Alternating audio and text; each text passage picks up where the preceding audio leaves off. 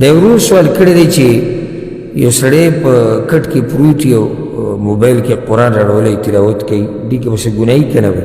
دا مسله به مخکې مو څو پیرې ذکر کړې ده واضحه مسله ده هغه دا ده چې یو انسان په ملاس ته باندې قرآن وایي نو دې کې څه حرج نشته که هغه دی د مصحف نه وایي که هغه دی زباني وایي او که هغه دی د موبایل نه وایي دې کې هېڅ ګناه نشته امام بخاري امام مسلم دا حدیث راوړی دی چې پیغمبر صلی الله علیه وسلم به د عایشه رضی الله عنها په غېږه کې سر ایښودی او قرآن تلاوت به یې کوو او موږ د قرآن دومره عزت نشو کولی څومره چې چا کوو پیغمبر صلی الله علیه وسلم کوو دا بس خبرې دی خلکو بس د ځان نه داسې یو دغه یې جوړ کړی دی که نه صحیح ده بس خبرې داسې چې هلته سړی ویلی شي چې دا بې ادبي ده دا مه کوه خو دا خبره خو پیغمبر صلی الله علیه وسلم دا کار کړی دی نو پیغمبر صلی الله علیه وسلم خو بې ادبي نه کوي پیغمبر صلی الله علیه وسلم بې ادبي خو نه کوي چې هغه د قرآن بې ادبي کړې ده د خپلې بیوي په غېږه کې سر ایښودی بیا دلته پیغمبر صلی الله علیه وسلم صرف پروت نه دی بلکې د هغې په غېږه کې سر ایښودی زنانه په غېږه کې سر ایښودی او تلاوت کوي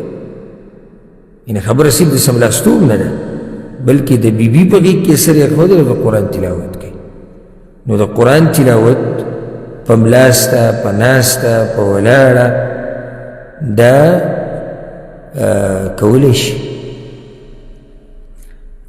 که اودس یي او که اودس یې نه یي خو دا د هغه چا دپاره چې